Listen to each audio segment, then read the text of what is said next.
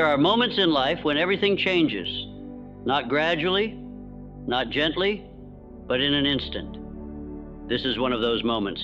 You may not see it yet, but you're standing at a threshold, and behind that door is everything you've ever wanted: riches, peace of mind, personal power, freedom from fear, love that doesn't abandon you, confidence that doesn't break.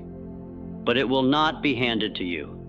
You must decide, right now, to take command of your mind and your life for the next 90 days. Not someday, not when you feel ready. Now you have a power within you so extraordinary, so dynamic, that if you only tap into it consistently for 90 days, it will do more to transform your destiny than the last 9 years of your life combined. Let me ask you, how badly do you want to be free? Free from the cycle of doubt and delay, free from average thinking, free from the lies others planted in your mind about what's possible. Let me be blunt. If you're waiting for permission, you'll die waiting. No one is coming to save you. But if you'll take yourself seriously for 90 days, just 90 days, you'll never again be at the mercy of chance or circumstance. Andrew Carnegie built an empire starting with nothing but belief and direction. He called it organized effort. He believed that any man who could focus on a definite goal with faith and persistence could rise from poverty to power. And he was right. He handed that formula to a young man named Napoleon Hill and dared him to devote his life to testing it. That formula is now in your hands. This isn't a motivational video. This is your initiation, a personal contract between you and greatness. If you accept it, you begin today with one essential tool, the weapon that ignites every success: desire. Nothing happens until desire shows up. Not soft wanting, not fleeting interest, but a white-hot, raging, relentless obsession that consumes your thoughts morning, noon, and night. Do you want to be wealthy? Then you must want it more than your excuses. Do you want confidence, power, and inner peace? Then you must desire it with such intensity that it becomes the dominating thought of your entire mental world. When Edwin C. Barnes decided he would become business partners with Thomas Edison, he didn't know how. He didn't have money. He didn't have credentials. He didn't even have a train ticket. But he had a desire so strong, it left no room for doubt. He showed up at Edison's lab uninvited, got a job sweeping floors. For 5 years, he held on to one thought: I will be Edison's partner. And one day, without warning, Edison gave him the opportunity he had burned into his mind every single day. He became the man behind Edison's dictating machine and earned a fortune. That is what happens when desire becomes your identity. Desire must be definite. You cannot say, I want more money. That is weak. Vague desires bring vague results. Say instead, I will earn $100,000 in the next 12 months by building an online business that sells specialized training. Attach a date, a number, a method. Make it real, then write it down. Read it every morning and every night. Feel it in your body. Taste it in your imagination. Act as if it's already done. The world does not move for the lukewarm. The universe responds only to obsession, and obsession is fueled by one companion more powerful than all others. What you believe about yourself becomes your reality. Faith is the ability to see the invisible and act like it's already real. It's the bridge from desire to destiny. And here's the truth. If you do not build faith deliberately, fear will dominate by default. Faith is not passive. It must be spoken, declared, repeated, injected into your mind day and night until it becomes the only voice you hear. When Henry Ford decided he would build a motor that ran on a single engine block, something the experts called impossible, he didn't consult the skeptics. He commanded his engineers to do it anyway. Months passed. The engineers said it couldn't be done. Ford said, do it anyway. His belief refused to bend. Eventually, the impossible became reality. Why? Because his mind was saturated with faith in the outcome before the world could catch up. You must do the same. Your brain is a broadcasting station. What you impress upon it, over and over again, it begins to accept as fact. Speak faith, think faith, walk in faith, not because you see it, but because you have decided that it shall be. Faith is not blind, it is guided by purpose. Take the desire you defined in the last section and pair it with belief. Create a statement like this: I am so happy and grateful now that I earn $100,000 a year through my business. I believe in myself completely. I have all the skills I need. I attract the right people and resources daily. It is done. Repeat this out loud. Say it like your life depends on it, because it does. The subconscious mind will not resist repetition backed by emotion. And that leads us to the next weapon in this arsenal of power. Words are not just sounds, they are commands.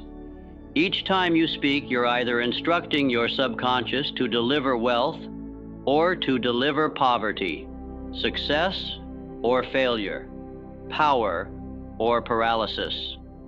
Autosuggestion is the technique by which you become the architect of your own mind. It is the act of repeating with faith and feeling the exact blueprint of what you want until your mind believes it, accepts it, and begins to act upon it automatically. Let me be clear, if you don't program your mind on purpose, it will be programmed by default, by the opinions of others, the fears of the crowd, and the propaganda of mediocrity. You were born with a mental garden. Most people let weeds grow wild. Autosuggestion is how you become the gardener. You plant only what you want to see bloom. Here's how you do it. Write down your definite chief aim, your clear goal for the next 90 days. Include how much money you desire, what you will do in exchange for it, the exact date, and how you intend to feel once it's yours. Turn it into a positive, present tense statement. Example, I am now earning $10,000 per month through my consulting business. I help people solve real problems and I love every moment of it. I feel powerful, prosperous, and calm. Now read that aloud at least twice per day. Once upon rising, once before sleep. Look into a mirror when you say it. Lock eyes with your own reflection. Let the words seep down into the emotional part of your being. Your subconscious is like a vault with no logic. It doesn't judge truth from fiction. It believes what it hears the most, especially when it's delivered with emotion. That's why negative self-talk is so destructive.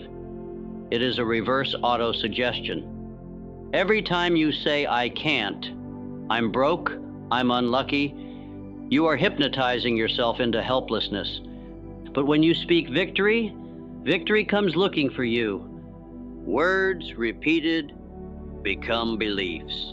Beliefs become decisions, and decisions become your life. The mind, once saturated with the right commands, becomes a magnet for the exact things it has been told to expect. But knowledge alone will not change you.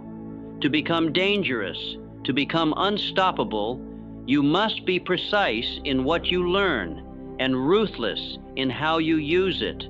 That is the power of specialized knowledge. General knowledge is everywhere, and it's worth almost nothing. You can memorize the capital of every country on earth and still die broke. You can recite facts and quotes and theories and still wake up with anxiety, doubt, and a stack of unpaid bills. Specialized knowledge is what the successful man uses to multiply money, solve problems, and build empires. It is focused, intentional, profitable, applied. Ask yourself, what do people already pay for? What problems are they desperate to solve? What pain are they trying to avoid? Now, what knowledge do you have or can you acquire that helps solve that exact pain? That's your path. You don't need 10 years of school. You don't need a degree. You need to identify a valuable problem, Study everything about how to solve it, and package that solution in a way that others can buy. That's what every successful business in history has done. Look at Henry Ford. He didn't invent the automobile, but he specialized in the idea of making cars affordable and accessible to the average man. He mastered production efficiency, not cars themselves, and became one of the wealthiest men of his time. You don't need to know everything, but you must know something extremely well, and better than most. Pick one skill, one market, one area where demand is high and supply is scarce. Go deep. In 90 days, you can become dangerously effective in one specialized area. Whether it's sales, marketing, copywriting, fitness coaching, financial literacy, or trading, you can become a valuable asset if you stop dabbling and devour the right knowledge. Read daily, watch masters, invest in courses, take action every day. Apply what you learn, refine it, repeat it. Let your mind steep in mastery until it oozes out of your speech, your posture, your results. Specialized knowledge is the fuel, but there is one tool that builds the dream with it. That tool is more powerful than intelligence, more valuable than money. It is the birthplace of invention itself. It is called imagination. Everything you see around you, the clothes you wear, the chair you're in, the phone in your hand, began in someone's imagination. Before it was real, it was visualized. Before it was physical, it was emotionalized. Before it existed in the world, it existed in the mind. Imagination is the workshop of the soul, and it is where every fortune begins. You must train yourself to imagine your life exactly as you want it. Not how others expect it, not how it currently is, but as it will be, because you have decided. There are two forms of imagination, synthetic and creative. Synthetic imagination rearranges old ideas. It builds based on what already exists. Creative imagination is where divine flashes occur. It is where new ideas are born. Ideas that change industries, reshape families, and redirect generations. Every morning before you check your phone, close your eyes and see yourself living the life you desire. Not for 5 seconds, but for 5 minutes. Picture the home, the income, the confidence, the smile on your face, the reaction of others, the peace in your chest. Feel it in your body. The clearer your image, the faster your subconscious begins to work in harmony with it. Your actions start to change. Your voice changes, your posture, your attitude. Why? Because your mind moves in the direction of its most dominant picture.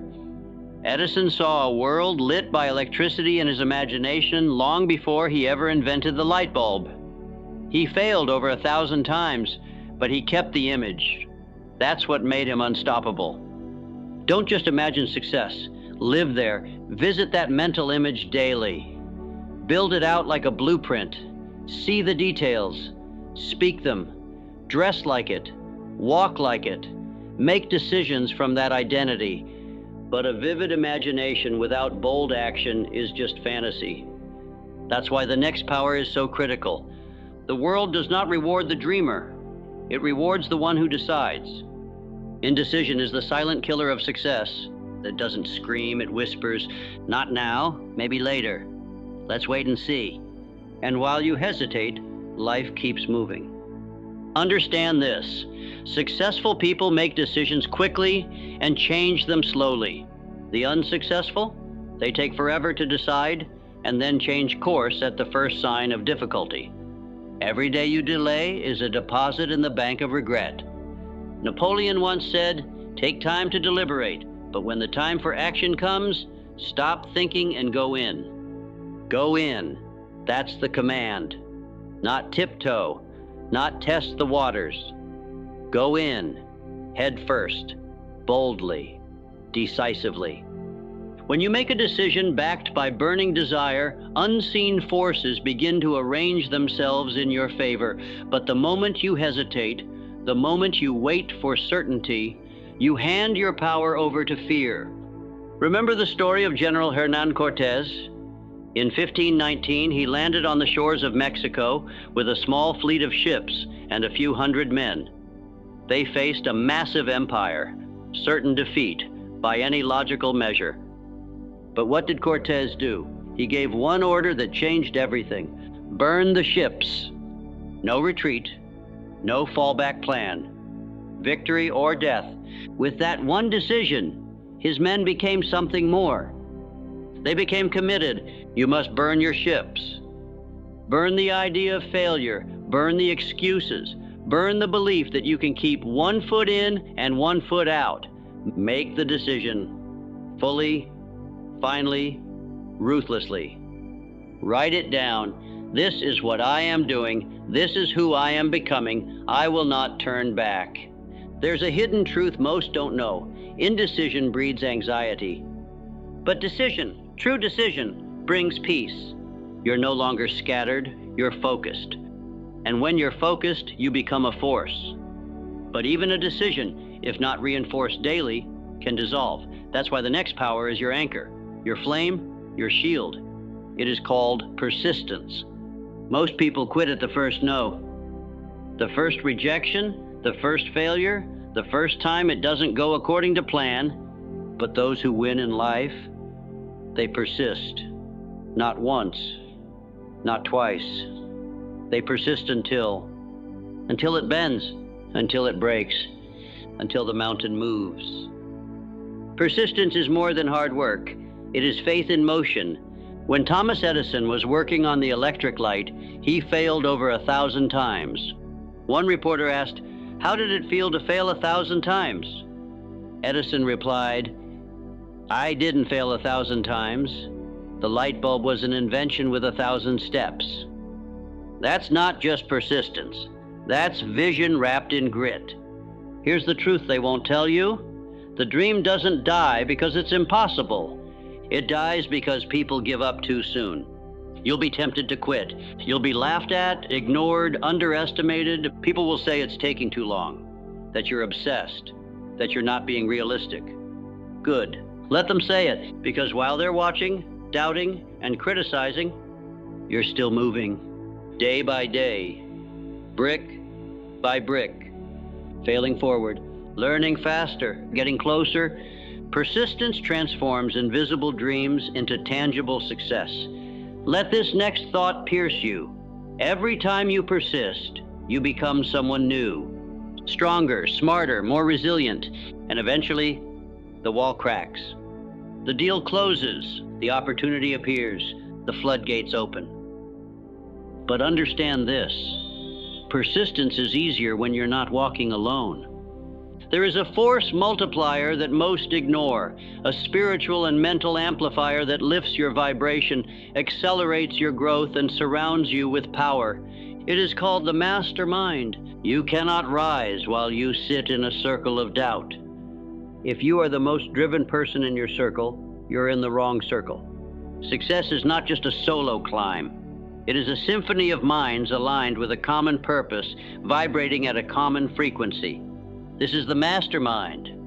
Two or more minds united in harmony create a third invisible force, a spiritual superintelligence that begins to guide, empower, and elevate both parties beyond their individual capacities.